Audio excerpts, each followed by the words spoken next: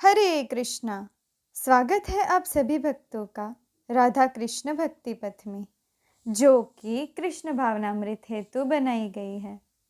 भक्तों, हमने भगवत गीता की इस अद्भुत यात्रा में अध्याय 5 समाप्त किया और आज हम प्रवेश करने जा रहे हैं अध्याय 6 में। श्रीमद् भगवत गीता के 5वें अध्याय में भगवान श्री कृष्ण ने कर्म, संन्यास और निष्काम भाव को स्पष्ट किया। अब 6ठे अध्याय में वे मन की चंचलता को वश में करने का मार्ग बताते हैं। यह अध्याय साधक को बाहरी कर्म से भीतर की यात्रा की ओर ले जाता है। यहाँ ध्यान, आत्मसंयम और संतुलन का गूढ़ रहस्य प्रकट होता है। यह योग आत्म साक्षात्कार का सीधा मार्ग है। तो आइए अब शुरू करते हैं अध्याय 6, ध्यान योग। श्री भगवान ने कहा, जो पुरुष अपने कर्म फल के प्रति अनासक्त है और जो अपने कर्तव्य का पालन करता है, वही सन्यासी और असली योगी है। वह नहीं जो न तो अग्नि जलाता है और न कर्म करता है। हे पांडुपुत्र, जिसे सन्यास कहते हैं, उसे ही तुम योग अर्थात परब्रह्म से युक्त होना जानो, क्योंकि इंद्रिय तृप्ति के लिए इच्छा को त्यागे बिना कोई कभी योगी नहीं हो सकता।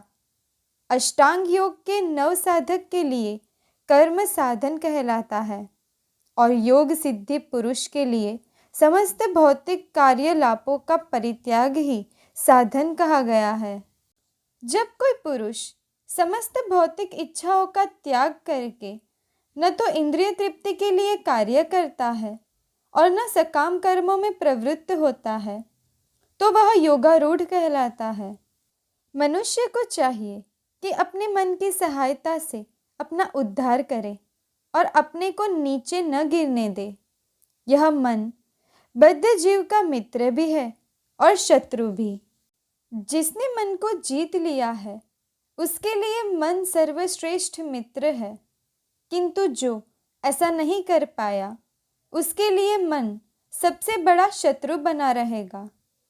जिसने मन को जीत लिया है, उसने पहले ही परमात्मा को प्राप्त कर लिया है, क्योंकि उसने शांति प्राप्त कर ली है। ऐसे पुरुष के लिए सुख दुख, सर्दी गर्मी एवं मान अपमान एक से है। वह व्यक्ति आत्म साक्षात्कार को प्राप्त तथा योगी कहलाता है, जो अपने अर्जित ज्ञान तथा अनुभूति से पूर्णतया संतुष्ट रहता है। ऐसा व्यक्ति आध्यात्म को प्राप्त तथा जितेंद्रिय कहलाता है। वह सभी वस्तुओं को, चाहे वे कंकड़ हो, पत्थर हो या कि सोना, एक समान देखता है। जब मनुष्य निष्कपट, हितैषियों, प्रिय मित्रों, तटस्थों, मध्यस्थों, ईर्ष्यालुओं, शत्रुओं तथा मित्रों, पुण्यात्माओं एवं पापियों को समान भाव से देखता है, तो वह और भी उन्नत माना जाता है।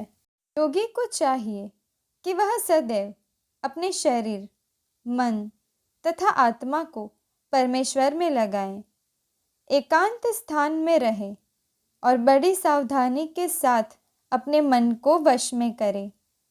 उसे समस्त आकांक्षाओं तथा संग्रह भाव से मुक्त होना चाहिए। योगाभ्यास के लिए योगी एकांत स्थान में जाकर भूमि पर कुशा बिछा दे और फिर उसे मृग छाला से ढके तथा ऊपर से मुलायम वस्त्र बिछा दे। आसन न तो बहुत ऊंचा हो न बहुत नीचा, यह पवित्र स्थान में स्थित हो। योगी को चाहिए कि इस पर दृढ़ता पूर्वक बैठ जाएं और मन, इंद्रियों तथा कर्म को वश में करते हुए तथा मन को एक बिंदु पर स्थित करके हृदय को शुद्ध करने के लिए योगाभ्यास करें। योगाभ्यास करने वाले को चाहिए कि वह अपने शरीर, गर्दन तथा सिर को सीधा रखे और नाक के अगले सिरे पर दृष्टि लगाए। इस प्रकार वह अविचलित तथा दमित मन से, भय रहित, विषय जीवन से पूर्णतया मुक्त होकर अपने हृदय में मेरा चिंतन करे और मुझे ही अपना चरम लक्ष्य बनाए। इस प्रकार शरीर, मन तथा कर्म में निरंतर संयम का अभ्यास करते हुए संयमित मन वाले योगी को इस भौतिक अस्तित्व की समाप्ति पर भगवत धाम की प्राप्ति होती है। हे अर्जुन, जो अधिक खाता है या बहुत कम खाता है, जो अधिक सोता है अथवा जो पर्याप्त नहीं सोता, उसके योगी बनने की कोई संभावना नहीं है। जो खाने, सोने, आमोद प्रमोद तथा काम करने की आदतों में नियमित रहता है, वह योगाभ्यास द्वारा समस्त भौतिक क्लेशों को नष्ट कर सकता है। जब योगी योगाभ्यास द्वारा अपने मानसिक कार्यकलापों को वश में कर लेता है और आध्यात्म में स्थित हो जाता है, अर्थात समस्त भौतिक इच्छाओं से रहित हो जाता है, तब वह योग में सुस्थिर कहलाता है। जिस प्रकार वायु रहित स्थान में दीपक हिलता झूलता नहीं, उसी तरह जिस योगी का मन वश में होता है, वह आत्मत्व के ध्यान में सदैव स्थिर रहता है। सिद्धि की अवस्था में, जिसे समाधि कहते हैं, मनुष्य का मन योगाभ्यास के द्वारा भौतिक मानसिक क्रियाओं से पूर्णतया संयमित हो जाता है। इस सिद्धि की विशेषता यह है कि मनुष्य शुद्ध मन से अपने को देख सकता है और अपने आप में आनंद उठा सकता है। उस आनंदमयी स्थिति में वह दिव्य इंद्रियों द्वारा असीम दिव्य सुख में स्थित रहता है। इस प्रकार स्थापित मनुष्य कभी सत्य से विपथ नहीं होता और इस सुख की प्राप्ति हो जाने पर वह इससे बड़ा कोई दूसरा लाभ नहीं मानता। ऐसी स्थिति को पाकर मनुष्य बड़ी से बड़ी कठिनाइयों में भी विचलित नहीं होता। यह निसंदेह भौतिक संसर्ग से उत्पन्न होने वाली समस्त दुखों से वास्तविक मुक्ति है। मनुष्य को चाहिए कि संकल्प तथा श्रद्धा के साथ योगाभ्यास में लगे और पथ से विचलित न हो। उसे चाहिए कि मनोधर्म से उत्पन्न समस्त इच्छाओं को निरपवाद रूप से त्याग दे और इस प्रकार मन के द्वारा सभी ओर से इंद्रियों को वश में करे। धीरे धीरे क्रमशः पूर्ण विश्वास पूर्वक बुद्धि के द्वारा समाधि में स्थित होना चाहिए और इस प्रकार मन को आत्मा में ही स्थित करना चाहिए तथा अन्य कुछ भी नहीं सोचना चाहिए। मन अपनी चंचलता तथा अस्थिरता के कारण जहाँ कहीं भी विचरण करता हो, मनुष्य को चाहिए कि उसे वहाँ से खींचे और अपने वश में लाए। जिस योगी का मन मुझ में स्थिर रहता है, वह निश्चय ही दिव्य सुख की सर्वोच्च सिद्धि प्राप्त करता है। वह रजोगुण से परे हो जाता है। वह परमात्मा के साथ अपनी गुणात्मक एकता को समझता है और इस प्रकार अपने समस्त विगत कर्मों के फल से निवृत्त हो जाता है।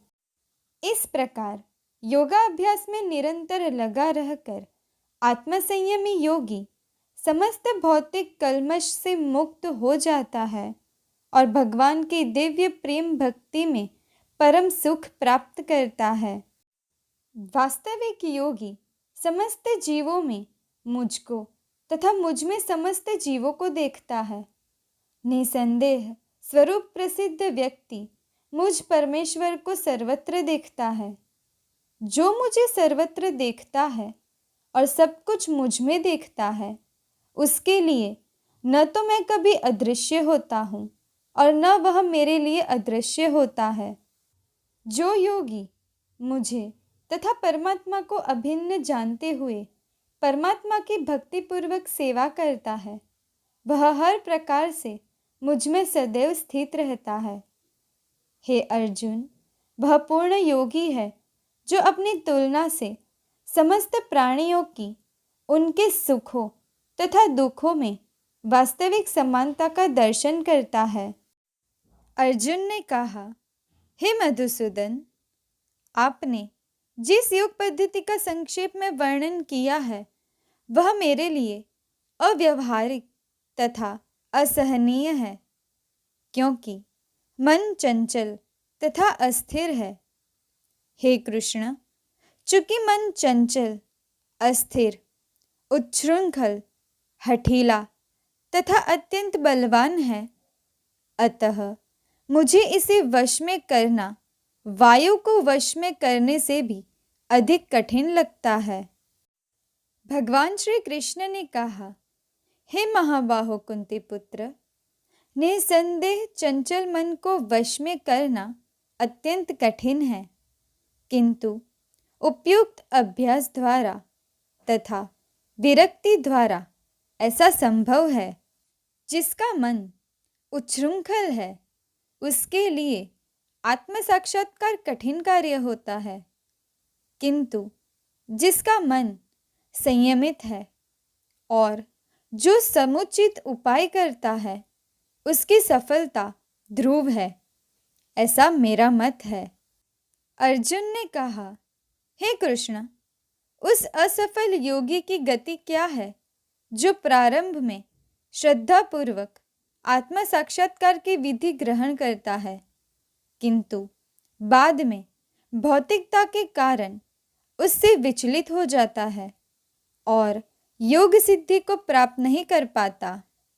हे महाबाहु कृष्ण, क्या ब्रह्म प्राप्ति के मार्ग से भ्रष्ट ऐसा व्यक्ति आध्यात्मिक तथा भौतिक दोनों ही असफलताओं से च्युत नहीं होता और छिन्न भिन्न बादल की भांति विनष्ट नहीं हो जाता, जिसके फलस्वरूप उसके लिए किसी लोक में कोई स्थान नहीं रहता?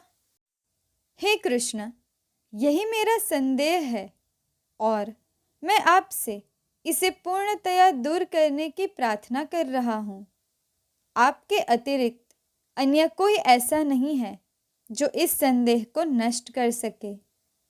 भगवान ने कहा, हे पृथापुत्र, कल्याण कार्यों में निरत योगी का न तो इस लोक में न तो परलोक में विनाश होता है। हे मित्र, भलाई करने वाला कभी बुरे से पराजित नहीं होता। असफल योगी पवित्र आत्माओं के लोकों में अनेकानेक वर्षों तक भोग करने के बाद या तो सदाचारी पुरुषों के परिवार में या कि धनवानों के कुल में जन्म लेता है, अथवा यदि दीर्घकाल तक योग करने के बाद असफल रहे तो वह ऐसे योगियों के कुल में जन्म लेता है जो अति बुद्धिमान है। निश्चय ही इस संसार में ऐसा जन्म दुर्लभ है। हे कुरुनंदन, ऐसा जन्म पाकर वह अपने पूर्व जन्म की दैवी चेतनाओं को पुनः प्राप्त करता है और पूर्ण सफलता प्राप्त करने के उद्देश्य से वह आगे उन्नति करने का प्रयास करता है।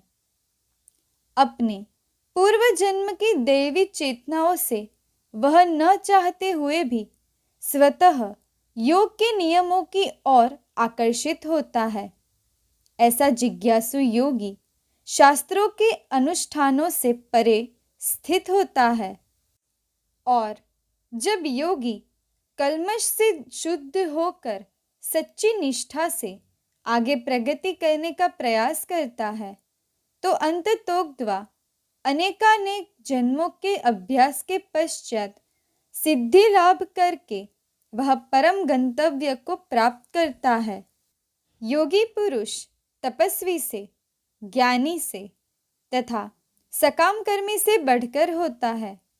अतः हे अर्जुन, तुम सभी प्रकार से योगी बनो और समस्त योगियों में से जो योगी अत्यंत श्रद्धापूर्वक मेरे परायण है, अपने अंतःकरण में मेरे विषय में सोचता है और मेरी दिव्य प्रेमा भक्ति करता है, वह योग में मुझसे परम अंतरंग रूप में युक्त रहता है और सबों में सर्वोच्च है। यही मेरा मत है।